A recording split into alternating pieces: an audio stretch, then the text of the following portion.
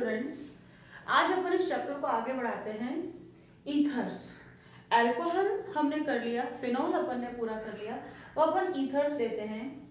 Ethers में अपन कुछ points आज के लेक्चर में डिस्कस करेंगे। वो हैं, फर्स्ट तो बेटा अपन लेंगे इंट्रोडक्शन ऑफ ईथर, कि भाई ईथर असल में होते क्या हैं और किस तरह, मतलब a brief introduction of ethers, then structure, ठीक है। स्ट्रक्चर के बाद अपन इनकी नेमिंग लेंगे, नेमिंग में कॉमन नेम लेंगे, common names and IUPAC name, ठीक। फिर एक लास्ट में अपन इनका छोटा सा टॉपिक है आइसोमेरिज्म भी डिस्कस करेंगे। तो ये टॉपिक्स अपन डिस्कस करेंगे इन टुडेज लेक्चर। तो फर्स्ट अपन स्टार्ट करते हैं विद द इंट्रोडक्शन। देखिए ईथर्स का इंट्रोडक्शन क्या है भाई, ईथर्स होते क्या हैं, इनका जनरल फॉर्मूला क्या होता है। General formula of ether ROR, या अपन कहें AROR, या आप लिख सकते हो AROAR, ठीक है। यहां हर ऑक्सीजन के ऊपर आपके दो लोन पेयर्स हैं। फाइन। एल्काइल का मतलब आप जानते हैं, R का मतलब एल्काइल और एल्काइल का मतलब आप जानते हैं कार्बन चेन। तो ऐसा ऑक्सीजन जिसके दोनों तरफ आपके कार्बन चेन हो, ऐसा ऑक्सीजन जिसमें एक तरफ कार्बन चेन और एक तरफ बेटा एरोमेटिक हो, और ऐसा ऑक्सीजन जिसके दोनों तरफ आपके एरोमेटिक ग्रुप्स अटैच्ड हो, ये आपके ईथर्स होते हैं। फिर नेक्स्ट पॉइंट लिखते हैं, ethers are considered as di alkyl derivatives of water. अब ये क्या लिखा हुआ है बेटा, देखिए वाटर मीन्स HOH, इसमें भी सेंटर में आपका ऑक्सीजन है जिसके दोनों तरफ हाइड्रोजन एटम्स हैं। अब अगर इस वाटर का ये H निकाल दूं और यहां मैं एक R इसकी जगह लगा दूं, तो ये क्या बन जाएगा, HOR, और ये अपना क्या हो गया, एल्कोहल। तो एल्कोहल के लिए अपन क्या कहते हैं, alcohols are mono derivatives of water. अब यहां पे क्या करूं बेटा, इस वाले H को भी रिप्लेस कर दूं, इस H को भी निकाल करके अगर मैं यहां पे R लेके आती हूं तो ROR, तो ये हो गए आपके ईथर्स। और ये क्या है बच्चे, di alkyl derivatives of water. Okay, दो एल्काइल ग्रुप लगते हैं, जबकि इस अल्कोहल में अपने क्या होता है, मोनो एल्काइल, एक ही एल्काइल ग्रुप लगता है। तो फर्स्ट तो ये हो गया identification of your ether. Next, ethers are also considered as anhydrides of alcohols। बेटा एनहाइड्राइड का मतलब क्या होता है, जिसमें से वाटर निकला हुआ हो। तो जैसे मैंने एल्कोहल लिया ROH, एक और मॉलिक्यूल ले रही हूं जिसकी लिटरल इमेज बना के लिख रही हूं, और ये मैं H2O यहां से निकाल दूं, एनहाइड्राइड है, आपके H2O तो निकलेगा ही बेटा। फिर क्या बचा, ROR', ये R' मैंने इस R से अलग ले लिया। ये आपके सेम भी हो सकते हैं और अलग अलग भी हो सकते हैं। तो ये क्या है, ये आपका हो गया ईथर। पॉइंट, एक पॉइंट और लिख लेते हैं, ethers are represented as CnH2n+2O, okay, whereas n is greater than 1, n की वैल्यू जो है यहाँ पर 1 से ज्यादा होनी चाहिए। 2, 3, 4, 5। अब इसके कुछ एग्जांपल्स ले लेते हैं। एग्जांपल्स, अगर n बराबर 2 है, देखो बेटा मैंने पहले ही कहा कि n की वैल्यू 1 से ज्यादा होनी चाहिए, 2 एंड सो ऑन। अगर n की वैल्यू 2 है तो ये हो गया C2H 2 to the 4 6 O। तो अब इसमें 2 लगा दूं मैं, तो ये CH3O CH3 और ऑक्सीजन के ऊपर 2 लोन पेयर। इसी तरह से n की वैल्यू अगर मैं 3 ले लूं तो कितना हो जाएगा 3, ये हो गया C3H6 7 8 O। तो इसका example CH3O CH2 and CH3। देखो 3 3 6 7 8 हाइड्रोजन, 1 ऑक्सीजन और कार्बन 3 है। तो ये एक आपके शॉर्ट ब्रीफ इंट्रोडक्शन है ईथर्स का। उतार लीजिए इसको या इसका स्क्रीनशॉट ले लीजिए, ठीक है। अब नेक्स्ट अपन देखते हैं इसका स्ट्रक्चर। इसका स्ट्रक्चर स्टडी करते हैं।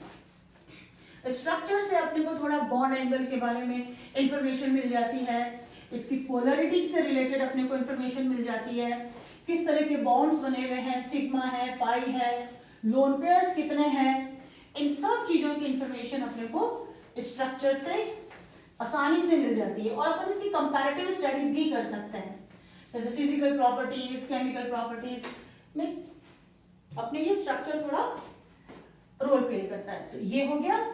अब अपन लेते हैं स्ट्रक्चर। तो वापस लिखते हैं जनरल मॉलिक्यूलर स्ट्रक्चर।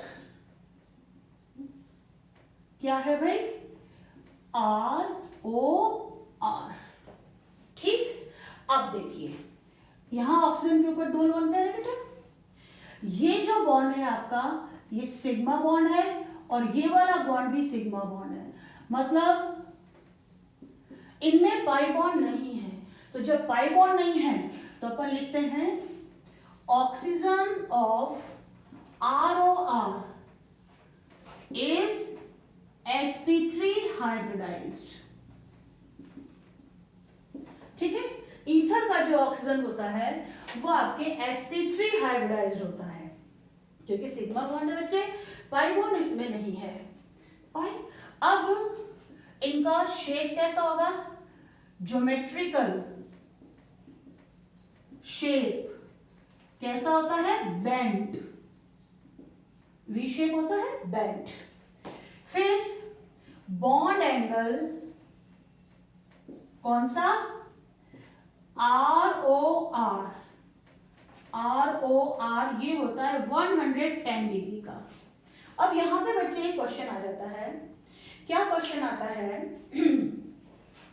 कि अपन जस्ट अभी मैंने बताया था कि इसको हम कहते हैं di alkyl derivatives of water.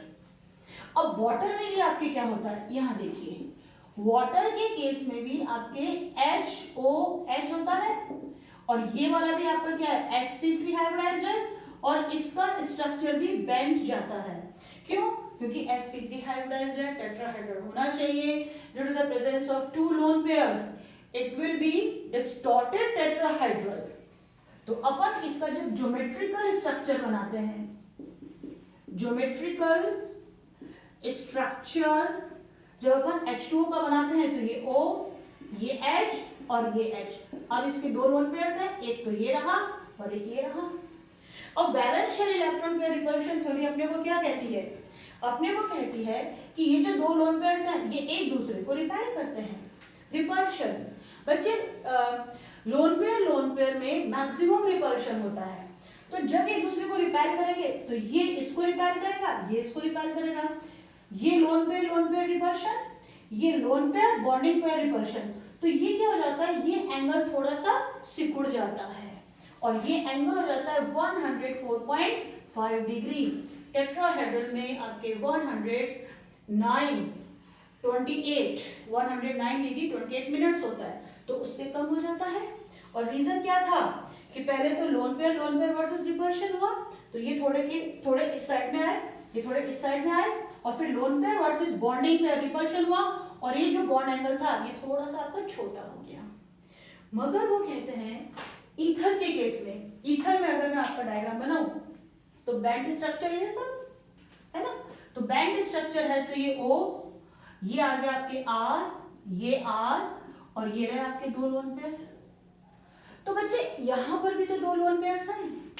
अब ये दो lone pair valence shell electron pair repulsion theory के अकॉर्डिंग एक दूसरे को रिपेल करेंगे 100%। अब ये रिपल्शन आपके इधर तक जाएगा, lone pair versus bonding pair, मगर यहां R क्या है, R जैसा मैंने अभी कहा था कि ये एल्काइल ग्रुप है, कार्बन चेन है, यानी कि यहाँ क्या है, अगर मैं सबसे छोटा एक कार्बन वाला बनाऊं तो CH3 है और यहाँ पर भी आपका CH3 है, जो कि हाइड्रोजन के कंपैरेटिवली बल्की ग्रुप है। तो जब ये यहाँ पर हाइड्रोजन के कंपैरेटिवली आपका थोड़ा बल्की ग्रुप है, तो ये जो बल्की ग्रुप है इनके भी इलेक्ट्रॉन्स हैं और ये आपस में एक दूसरे को रिपेल करेंगे। फाइन, because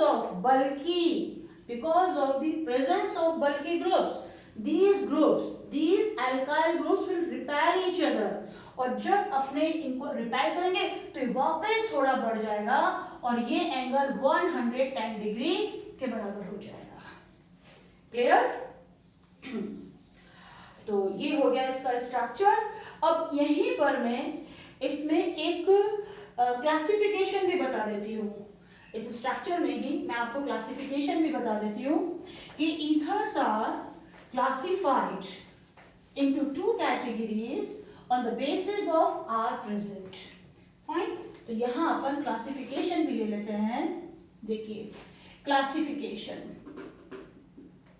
एक सब हेडिंग लगा लीजिए आप बेटा, हमेशा आप अपनी नोटबुक पेन पेंसिल लेके बैठा करो और जो भी मैं यहाँ पे बोर्ड पे लिखती हूँ, जो भी मैं समझाती हूँ, आप प्लीज उसे अपनी नोटबुक्स में लिखिए, क्योंकि जब अपन अपने हाथों से लिखते हैं ना तो अपने कॉन्सेप्ट ज्यादा क्लियर होते हैं। तो देखिए क्लासिफिकेशन, ये ROR। फाइन, तो फर्स्ट कैटेगरी इसके अंदर हो गई इफ, मैं R डैश लगा देती हूँ, है ना, if R is equal to R dash, यानी कि दोनों R सेम है, ethers are called simple or symmetrical or symmetric ethers. अगर दोनों R की वैल्यू आपके सेम है, जैसे एग्जांपल लूं, एग्जांपल में हो गया CH3O CH3, ये आपका क्या है, सिंपल ईथर और सिमेट्रिकल ईथर। एक और ले लेते हैं CH3 CH2O CH2 and CH3, ये भी आपका इधर इथाइल है तो इधर भी इथाइल है, तो ये दोनों हो गए आपके इसके एग्जांपल। अब एक एग्जाम नेक्स्ट दूसरा भी ले लेते हैं। दूसरा क्या है, if R is not equal to R dash, अगर ऐसा है if, then ethers are called mixed मतलब दो अलग अलग तरह के एल्काइल ग्रुप्स इस एक ही ईथर के अंदर हैं, और असिमेट्रिक ईथर्स। ठीक है, जब दोनों आर अलग अलग तरह के, तो इसके भी एग्जांपल लिख लेते हैं, जैसे CH3O CH2 CH3। फाइन, इधर तो CH3 है, इधर C2H5 हो गया। एक और एग्जांपल ले लेते हैं, मैं अब एक एरोमेटिक वाला ले लेती हूँ। तो यहाँ जैसे मैंने बेंजीन रिंग ले ली, ये O और ये CH3, ये तो बहुत कॉमन है, अभी अपन ने अल्कोहल फिनॉल पढ़ा था तब इसको लिया था, एनीसॉल। फाइन, तो ये अपन ने यहाँ पे क्लासिफिकेशन भी कर लिया। अब एक चीज और मैं बता दूं, यहाँ पे इसकी पोलरिटी भी डिस्कस कर लेते हैं अपन। ठीक है, नेक्स्ट ले लेते हैं इसका पोलरिटी, कि भाई ईथर्स आपके पोलर होते हैं या नहीं होते हैं। तो देखिए ये जैसे O, ये R और ये R, बट नेचुरल है, ऑक्सीजन की इलेक्ट्रोनेगेटिविटी ज्यादा होने के कारण ये इलेक्ट्रॉन्स को अपनी तरफ अट्रैक्ट करेगा, ये अपनी तरफ करेगा, और दो लोन पेयर्स हैं जिनके भी आपके ऊपर की तरफ ही लगेंगे। फाइन, सो इनका जो डायपोल मोमेंट है वो जीरो नहीं होता है, बहुत कम होता है डायपोल मोमेंट, पर होता है। फाइन, तो they are polar in nature. जैसे अगर मैं कुछ वैल्यूज लिखूं तो डाईमिथाइल ईथर का 1.30 डिवाइड होता है म्यू की वैल्यू। फिर CH3, CH2O, CH2 and CH3, इसका हो जाता है शायद म्यू की वैल्यू 1.18 डिवाइड हो जाता है शायद। एक सेकंड, कितना होता है इसका, एक बार देख लेते हैं ताकि मैं कुछ गलत ना लिख दूं। हाँ ठीक है, परफेक्ट, सही लिखा है, ये भी सही है और ये भी सही है, फाइन। तो ये हो गया अपना स्ट्रक्चर कंप्लीट, इसको उतार लीजिए, यस यस स्क्रीनशॉट ले लीजिए। फिर नेक्स्ट देखते हैं अपन इनकी नेमिंग, उसमें अपन डिस्कस करेंगे इनके कॉमन नेम्स और IUPAC नेम। चलिए, तो अब नेक्स्ट हेडिंग लगाइए आप, common names and IUPAC names of ethers. जैसा कि आप जानते हो कि भाई कॉमन नेम आपसे बोर्ड एग्जामिनेशन में कोई भी नहीं पूछेगा, no one will ask you about the common names, but so why we are studying these common names? Because they can use these common names in the questions, then how we will identify कि this compound is which one? अगर हमें common name नहीं आएंगे तो हमें पता कैसे पड़ेगा कि कंपाउंड कौन सा है। तो normally in CBSE board papers in the questions they use common names, तो इसलिए अपने को कॉमन नेम पढ़ना थोड़ा जरूरी हो जाता है। तो देखिए ये स्ट्रक्चर भी हो गया, अब अपन इनकी नेमिंग लेते हैं। तो नेमिंग का बहुत अच्छा तरीका है, अपन इसको टेबुलर फॉर्म में पढ़ते हैं। तो यहां तो अपन लिख देंगे एग्जाम्पल्स, यहां आ जाएंगे इनके common names and here we will write their IUPAC name means IUPAC name. तो सबसे पहले तो देखते हैं कि कॉमन नेम किस तरह से लिखते हैं। तो अपना फॉर्मूला क्या है भाई, ROR, यही है ईथर का। तो इसमें बच्चे 2 R आ रहे हैं, तो कॉमन नेम लिखते समय अपने को दोनों R की वैल्यू लिखनी पड़ती है, एल्काइल एंड एल्काइल और ईथर। ये पैटर्न जाता है आपके कॉमन नेम का। अब ये एल्काइल, इन दोनों में से कोई एक एल्काइल है, 2 R है ना बच्चे, तो 2 बार एल्काइल लिख दिया। अब पहले कौन सा एल्काइल आएगा, so these alkyl will be written in alphabetical order. अगर मिथाइल इथाइल है तो M और E comes first, so ethyl methyl ether, ऐसे लिखे जाएंगे। और जो IUPAC नेम है वो लिखे जाएंगे बच्चे एल्कोक्सी एल्केन। देखो एल काला है, यहां पर भी 2 बार, क्योंकि ये भी एल्क है ये भी एल्क है। तो ऑक्सीजन के साथ में कौन जाएगा, जिसमें कार्बन की संख्या कम हो, तो number of C atoms less, तो वो तो जाएगा आपके ऑक्सीजन के साथ में। और एक में कौन जाएगा, जिसमें कार्बन नंबर आर मोर, जिसमें आपके कार्बन एटम्स जो है उनकी संख्या ज्यादा हो। अब इनको एक बार एग्जांपल से भी करते हैं। तो ऐसे फर्स्ट एग्जांपल मैंने लिया यहाँ पे CH3O CH3, ठीक। अब इसमें तो दोनों R मेरे सेम है, तो मैं नाम क्या लिखूं, डाई मिथाइल ईथर, क्योंकि methyl methyl ether, no di methyl ether, तो इसका नाम हो गया बेटा डाई मिथाइल ईथर। अब इसके अंदर भी आपके दोनों कार्बन सेमी, मतलब दोनों कार्बन चेन, दोनों जो R हैं उसमें same number of carbon atoms हैं, तो मिथॉक्सी मिथॉक्सी मीथेन, ओके। अब इसके बाद नेक्स्ट एग्जांपल जैसे अपन लेते हैं, इसमें मैं चेंज कर देती हूँ, आपके मिक्स्ड ईथर ले लेती हूँ। तो ये लिया जैसे CH3O CH2 एंड CH3, ठीक है, ये 3 है। अब यहाँ पे क्या है, एक R तो हो गया मिथाइल और दूसरा R हो गया बेटा इसमें इथाइल। तो M और E के बीच में फाइट है अल्फाबेटिकल ऑर्डर की, तो E पहले आएगा, तो अपन इसको लिखेंगे इथाइल मिथाइल ईथर। बिल्कुल सिंपल है बच्चे। अब इसमें क्या होगा, ऑक्सीजन के साथ कौन जाएगा, भाई देखो ये रहा ऑक्सीजन आपके बीच में, इधर एक कार्बन चेन इधर एक कार्बन चेन, तो ऑक्सीजन के साथ में कौन जाएगा, जिसमें कार्बन की संख्या कम है, तो उसमें एक ही कार्बन है, इसमें आपके 2 कार्बन हैं, तो ये हो जाएगा आपका मिथॉक्सी मिथॉक्सी इथेन। तो इस तरह से बाकियों के आप नाम लिख लीजिएगा। अब कुछ एरोमेटिक ले लेते हैं, या एक और ले लेती हूँ मैं, है ना। जैसे मैंने लिया CH3, CH2O, CH, ये CH3 और ये CH3, ठीक, ओके। अब इसमें देखिए, अब दोनों तरफ इस ऑक्सीजन के इधर तो हो गया इथाइल और ये है प्रोपाइल, मगर कौन सा प्रोपाइल है, ये आपके आइसोप्रोपाइल गया भाई, ये कार्बन चेन है। अब ये कार्बन आपके दो कार्बन से जुड़ा हुआ है, तो आप इसको सेकेंडरी प्रोपाइल भी बोल सकते हो।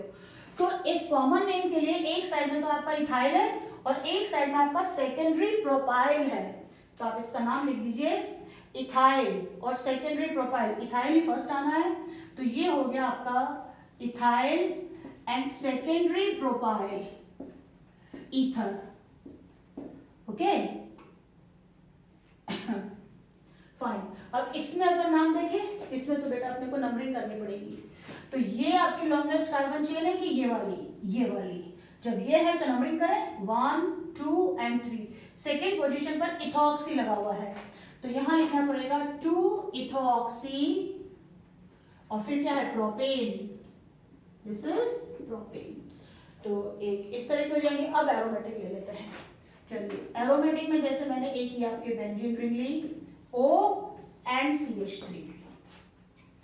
इधर देखो, ये तो है मिथाइल और ये है फिनाइल, तो M पहले आता है कि P, MnOP, तो M पहले, इसका नाम हो गया आपके मिथाइल फिनाइल ईथर। और वैसे इसका एक नाम और है एनिसोल, एनिसोल। और आईयूपीएसी नेम क्या हो जाएगा इसका, मिथॉक्सी बेंजीन, या आईयूपीएसी भी आपके एनिसोल को आराम से एक्सेप्ट करती है, फाइन। एक और लेते हैं, जैसे मैंने यहाँ पे आपके लिया OC2H5 यानी कि CH2CH3, ये क्या हो जाएगा ethyl phenyl ether, it will B ethyl phenyl ether. या इसका भी एक नाम होता है, एक मिनट उसका नाम देख लूं मैं, इसका भी एक नाम होता है एंड इट्स नेम इज फिनेटॉल, फिनेटॉल, फिनेटॉल। तो ये फिनेटॉल जो नेम है, NETOLE, ये आपका आईयूपीएसी भी एक्सेप्ट करता है, अदरवाइज इथॉक्सी बेंजीन आप इसका नाम दे दीजिए। एक लास्ट और कर लेते हैं ताकि आपके हर तरह की कैटेगरी को अपन कवर अप कर लें कि दोनों साइड में आपके बेंजीन रिंग लगे हुए हैं। तो क्या कहूं बेटा, डाइफिनाइल ईथर, और ये क्या हो जाएगा आपका phenoxy benzene, it will B phenoxy benzene. तो ये अपन ने इनके ईथर के कुछ कॉमन नेम और आईयूपीएसी नेम को डिस्कस कर लिया है। मेरे हिसाब से अपने 12th में इससे ज्यादा की अपने को जरूरत पड़ेगी नहीं। अब इसका अपन लास्ट टॉपिक ले लेते हैं बेटा, आइसोमेरिज्म। अब आप हेडिंग लगाइए आइसोमेरिज्म। क्या होता है भाई आइसोमेरिज्म? आइसोमेरिज्म एक वो फिनोमिना है जिसमें आपके मॉलिक्यूलर फॉर्मूला तो सेम रहता है मगर मॉलिक्यूलर स्ट्रक्चर आपके अलग अलग हो जाता है। ये आपने अच्छे से 11th क्लास में डिस्कस किया था। अपन ने ये 11th क्लास में पूरा डिटेल में पढ़ा था बेटा, आइसोमेरिज्म बीओसी वाले चैप्टर में, बेसिक ऑर्गेनिक केमिस्ट्री में। चेन आइसोमेरिज्म पढ़ा, position isomerism, functional group isomerism, metamerism, tautomerism, ring isomerism, बहुत तरह के अपन ने आइसोमेरिज्म पढ़े। तो देखें ईथर कौन कौन से आइसोमेरिज्म आपकी शो करता है। तो लास्ट हेडिंग लगाइए आइसोमेरिज्म, ठीक है। सबसे पहले तो अपन लिख लेंगे भाई आइसोमेरिज्म होता क्या है। Isomerism in short same molecular formula, okay, and different molecular structure, आपका जो मॉलिक्यूलर फॉर्मूला है वो तो सेम है, अब डिफरेंट क्या है, मॉलिक्यूलर स्ट्रक्चर आपका डिफरेंट है, ये आप ध्यान रखिएगा। चलिए अब एक मैं आपको छोटी सी ट्रिक बताती हूँ कि कहाँ बच्चे कंफ्यूज होते हैं, उसको अपन किस तरह से सॉल्व करें। जैसे मेरे पास एक क्वेश्चन आया, ओके, एक क्वेश्चन आया कि draw the functional group isomers of, पहला आया है C3H8O और दूसरा है C3H6O। ओके, मुझे क्या करना है सर, ये जो दो फॉर्मूले दे रखे हैं इन दोनों के मुझे फंक्शनल ग्रुप आइसोमर्स बताने हैं। तो इस क्वेश्चन को लेकर के मैं इस ईथर का जो फर्स्ट पार्ट है आइसोमेरिज्म का वो एक्सप्लेन करूंगी, तो उधर अपन समझते हैं और उधर लिखते जाएंगे। तो इसका फर्स्ट पॉइंट क्या होता है, ethers show functional group isomerism. ठीक है, अब फंक्शनल ग्रुप आइसोमेरिज्म क्या है कि भाई मॉलिक्यूलर फॉर्मूला तो सेम रहेगा, जो कि मेरे को क्या दे रखा है C3H8O, अब डिफरेंट क्या है मॉलिक्यूलर स्ट्रक्चर, तो molecular structure will contain different functional group, so in this your molecular structure will contain different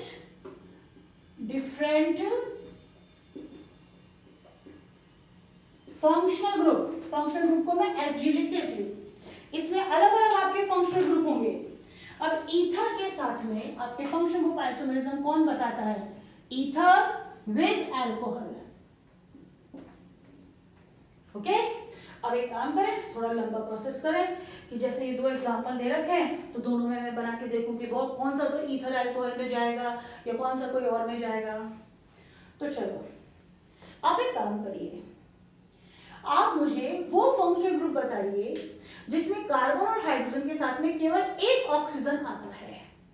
ठीक है, आप सोचिए और लिखिए, मैं क्या पूछ रही हूं, मुझे वो फंक्शनल ग्रुप चाहिए जिसमें कार्बन है कुछ भी नंबर, हाइड्रोजन है कुछ भी नंबर, मगर एक ऑक्सीजन आता है। तो ये हमारे पास चार है बेटा फंक्शनल ग्रुप। एक तो ईथर है, जैसे ROR हो गया, फाइन। दूसरा होता है अपना alcohol, next is alcohol, ROH हो गया। तीसरा आपका एल्डिहाइड है, एल्डिहाइड RCHO, और चौथा एक और है which is your ketone, ketone भी इसके अंदर एक आता है, कीटोन RCO और एक आता है ऑक्सीजन। ये सब वो फंक्शनल ग्रुप है जिसमें मेरा एक एक ऑक्सीजन आता है। अब बच्चे कंफ्यूज हो जाते हैं कि मैम ये जो फंक्शनल ग्रुप आइसोमर्स बनाने हैं इसमें कौन सा ईथर और अल्कोहल, देखो हमेशा ईथर और अल्कोहल साथ में फंक्शनल ग्रुप आइसोमेरिज्म शो करते हैं, और एल्डिहाइड और कीटोन आपस में साथ में फंक्शनल ग्रुप आइसोमेरिज्म शो करते हैं। अब देखो, जैसे मैंने कहा था ईथर का अपना जनरल फॉर्मूला क्या होता है, CnH2n+2 विद O, यानी कि अगर एल्केन के फॉर्मूले के साथ में O लगा हुआ है तो ईथर और अल्कोहल है बेटा, वो एल्डिहाइड और कीटोन नहीं है। तो एल्डिहाइड कीटोन कौन सा है, अगर एल्कीन के साथ में O है, एल्डिहाइड कीटोन कौन सा है CnH2nO, अगर एल्कीन के साथ में O लगा हुआ है तो मेरा एल्डिहाइड और कीटोन फंक्शनल ग्रुप आइसोमेरिज्म वाला केस है। अब देखो वहां पे आपको दिख रहा है साफ, पहले वाला क्या है C3H8O, वो इस वाले जनरल फॉर्मूले को फॉलो कर रहा है कि इस वाले को, एल्केन के साथ O है 3 2 6 6 + 2 8, तो इस वाले फॉर्मूले को फॉलो कर रहा है, यानी कि इसके मेरे आइसोमर में कौन से बनाऊं, ईथर एंड अल्कोहल के बनाऊं। ठीक है, बना दो। अब जैसे ही मुझे पता पड़ा कि भाई ये फंक्शनल ग्रुप है, मैं फटाक से उसके स्ट्रक्चर बना दूंगी। 3 लगाने कार्बन तो CH3O CH2 एंड CH3, तो ये तो हो गया मेरा ईथर। अल्कोहल बना दूं CH3 CH2 CH2 and OH, ये हो गया खत्म। खत्म, डन, हो गया आंसर। एक बार क्रॉस चेक कर ले। देखो 3 कार्बन है तो 1 2 3 कार्बन है, हाइड्रोजन 8 है तो 3 3 6 7 8। अब इसमें भी 3 कार्बन एटम्स तो 4 + 3 7 + 1 और 8, बिल्कुल परफेक्ट है। अब ये क्या है, ये एल्कीन के साथ में ऑक्सीजन है तो एल्डिहाइड कीटोन वाला देगा। ये मुझे कौन सा देगा, एल्डिहाइड एंड कीटोन वाला देगा। तो चलो एल्डिहाइड बना दे, CH3 CH2 CHO और ketone CH3 C double bond O and CH3। देखो क्रॉस चेक करें, 3 कार्बन 1 2 3 कार्बन, हाइड्रोजन 6 3 + 2 5 + 1 6, परफेक्ट। और एक ऑक्सीजन तो है इसमें, 3 carbons and 3 + 3 6 hydrogen atoms and 1 oxygen, perfect. तो जो भी फॉर्मूला यहाँ पर आए बेटा, मॉलिक्यूलर फॉर्मूला आप देख लेना, अगर एल्केन के साथ में O है, ये वाला जनरल फॉर्मूले को वो फॉलो कर रहा है तो अल्कोहल ईथर वाले आइसोमर्स, फंक्शनल ग्रुप आइसोमर्स होंगे।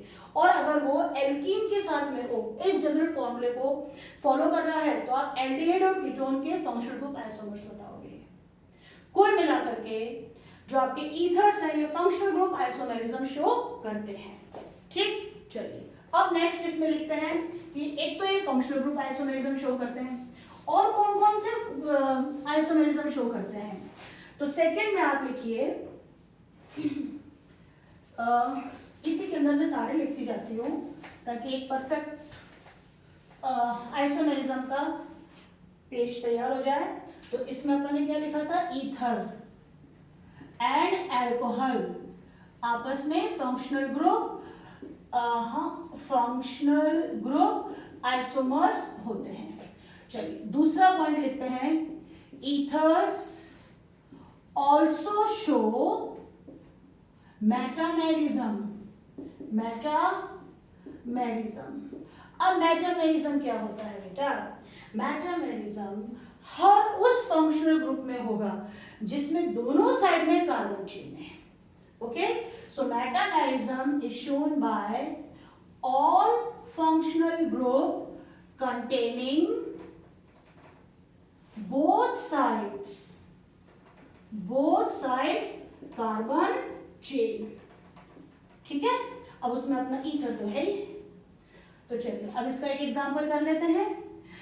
C4 ईथर क्या होता है, एल्केन ना, तो 8 9 10, तो ये हो गया, देखो 4 2 8 8 + 2 10, तो ये लेते हैं। अब ध्यान से देखना, मैं मेटामर्स बना रही हूँ, कहीं आपको मेटामेरिज्म, चेन आइसोमेरिज्म और पोजीशन आइसोमेरिज्म में कंफ्यूजन ना हो, इसलिए मैं बहुत अच्छे से इसको डिटेल में समझा रही हूँ। अब मुझे इसका ईथर बनाना है, फंक्शनल ग्रुप तो है नहीं कि मैं अल्कोहल पे जाऊं, मुझे सारे ईथर ही बनाने हैं। तो फर्स्ट मैं ईथर बना रही हूँ, जैसे CH3O CH2 CH2 and CH3, पहला तो ये हो गया। बेटा जब भी आप आइसोमेरिज्म करें तो हमेशा फर्स्ट स्टेप से चलना, यानी कि एक मैंने यहाँ पे कार्बन रखा और बाकी के मैंने इस साइड में कार्बन लगा दिए। अब मैं क्या करूंगी, धीरे धीरे इस ऑक्सीजन को शिफ्ट करूंगी, क्योंकि मेटामेरिज्म में क्या होता है कि दोनों जो कार्बन चेन्स होती है उसमें कार्बन की संख्या अलग अलग हो जाती है। तो अब मैं इस ऑक्सीजन को यहाँ शिफ्ट कर दूं तो मेरा दूसरा हो जाएगा CH3 CH2O CH2 and CH3, दूसरा मेरा ये मेटामर हो गया, क्योंकि इधर कार्बन में ये R CH3 है तो ये R आपका प्रोपाइल है, इधर ऑक्सीजन के लेफ्ट में R आपका इथाइल है तो इधर इथाइल है, ये सब R अलग अलग है बेटा, तो ये दोनों आपके परफेक्ट मेटामर्स हैं। अब एक और बनाती हूँ, एक मैंने बनाया जैसे CH3O, फिर ये CH, ये CH3 और ये CH3 है, चार हो गए। ये आ गया मेरा थर्ड। अब देखिए ध्यान से देखना, अब इनमें तीनों में मेटामर्स के कॉम्बिनेशन कौन कौन से हैं, तो without any doubt first and second are metamers, क्योंकि मेटामर्स होने के लिए ऑक्सीजन के दोनों तरफ R की वैल्यू डिफरेंट होनी चाहिए। तो यहाँ CH3 है मतलब इथाइल है, यहाँ प्रोपाइल है, यहाँ इथाइल और इथाइल है, तो ये तो दोनों आपके परफेक्ट मेटामर्स हो गए। अब इसमें देखिए यहाँ मिथाइल है, ये भी मिथाइल है, फर्स्ट और थर्ड मेटामर नहीं है, तो इधर इथाइल इथाइल, इधर मिथाइल, और ये है फिर आइसोप्रोपाइल गया, ये सेकेंडरी प्रोपाइल का हो, तो ये अलग हो गया। तो ये दोनों आपस में क्या है, मेटामर्स है। तो सेकेंड जो आपका है मेटामर्स का पेयर, वो सेकेंड और थर्ड आपस में मेटामर्स है। फाइन। तो एक तो फंक्शनल ग्रुप आइसोमेरिज्म हो गया जो ईथर और अल्कोहल में होता है, और इसका जनरल फॉर्मूला अपन ने लिखा था CnH2n+2 एंड ऑक्सीजन। और दूसरा ये मेटामेरिज्म शो करता है। एक और आइसोमेरिज्म है, वो लिखते हैं अपन थर्ड ये ethers show chain isomerism also. तो जो मेन इसका आइसोमेरिज्म से वो मैं बता देती हूँ। चेन आइसोमेरिज्म, अब chain is related with your word root का मतलब क्या होता है, एल्क अगर लॉन्गेस्ट कार्बन चेन, क्या है बेटा ये, लॉन्गेस्ट कार्बन चेन, अगर लॉन्गेस्ट कार्बन चेन में कुछ चेंजेस आ रहे हैं तो वो आपकी चेन आइसोमेरिज्म होगा। चलो इसके एग्जांपल्स लेते हैं। इसका मैं एग्जांपल ले रही हूं C5 5 2 10 + 2 12 O, ये लिया मैंने ईथर। ओके, अब मुझे इसके चेन आइसोमर्स बनाने हैं, मुझे इसके मेटामर्स नहीं बनाने हैं। ध्यान रखना, मेटामर्स में ये R की वैल्यू अलग अलग होनी चाहिए। अब देखिए चेन आइसोमर बनाए, तो पहला मैंने बनाया CH3O, 5 है ना, तो 4 लगा दूं, CH2 एंड CH3। तो ये क्या नाम हो गया इसका, मिथोऑक्सी ब्यूटेन। ठीक है, अब देखिए ये मिथोऑक्सी मेरा सेम रहेगा यहाँ पर। In the case of chain isomerism तो बदलेगा क्या, ये कहाँ गया, वर्ड रूट एल्क, ये ब्यूट मेरा बदलना चाहिए, ये ब्यूट मेरा, अब मैं लेके आऊं प्रोप, बाकी ये मिथोऑक्सी एज इट इज रहेगा। अब मैं लेके आऊं प्रोप के लिए क्या करूं, ये कार्बन यहां से काट के यहां लगा दूं, तो ये नेक्स्ट हो जाएगा मेरा, ये फर्स्ट, और नेक्स्ट हो गया CH3O, ये CH2, ये CH, और ये आ गया एक CH3, और ये आ गया CH2। देखिए अब इसमें लॉन्गेस्ट कार्बन चेन तो मेरी यही जाएगी, तो इसकी नंबरिंग करो, तो ये 1 2 और ये 3, तो ये भी आपका मिथोऑक्सी कहाँ 1 पे लगा हुआ था, क्योंकि यहाँ नंबरिंग 1 2 3 एंड 4 से होगी, तो ये क्या हो गया 1 मिथोऑक्सी, और 2 पर क्या हो गया मिथाइल, 2 मिथाइल, नाउ प्रोपेन। ये देखो ब्यूट का मैंने कर दिया प्रोप। तो जब वर्ड रूट में चेंजेस होते हैं, मतलब कार्बन चेन में चेंजेस होते हैं, तो मेरा चेन आइसोमेरिज्म कहलाता है। यहाँ देखिए मिथोऑक्सी मैंने सेम रखा है, मैंने इस ऑक्सीजन की पोजीशन को लेफ्ट हैंड साइड में चेंज नहीं किया है बेटा। लेफ्ट हैंड साइड में भी मेरे नंबर ऑफ कार्बन एटम 1 थे, और राइट हैंड साइड में भी यहाँ पे नंबर ऑफ कार्बन एटम 4 है। इस वाले में भी लेफ्ट हैंड साइड में नंबर ऑफ कार्बन एटम 1 है, और राइट हैंड साइड में नंबर ऑफ कार्बन एटम 4 है, यानी कि ये आपस में मेटामर्स नहीं है। जबकि मेटामर्स में देखिए, मेटामर्स में ये दोनों मैंने कहा मेटामर्स है, यहाँ पे लेफ्ट हैंड साइड में एक कार्बन, देखो सब अलग मिलेंगे, एक कार्बन तो यहाँ पे 3 कार्बन, यहाँ पे 2 कार्बन तो यहाँ 2 कार्बन, अब यहाँ पे एक कार्बन और ये 3 कार्बन, तो इनको मैंने कहा था मेटामर्स नहीं है, मगर हाँ ये है, क्योंकि 2 2 1 3। तो बहुत अच्छे से देख लो इनको कि मेटामर्स में और चेन आइसोमेरिज्म में डिफरेंस होता है, और फंक्शनल ग्रुप आइसोमेरिज्म तो आप आराम से कर लेंगे।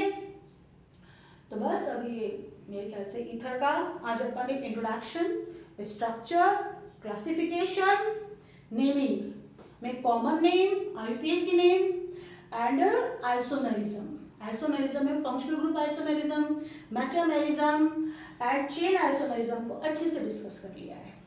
बस अब इसके ऊपर बेस थोड़े से क्वेश्चन कर लीजिए। मैं फिर कह रही हूँ कि मैं आपको इस चैप्टर के एंड में एनसीईआरटी के कुछ इंपॉर्टेंट क्वेश्चंस और लास्ट 5 नहीं 6 इयर्स के आपके बोर्ड सीबीएसई बोर्ड के पेपर्स सॉल्व करवाएंगे। ओके।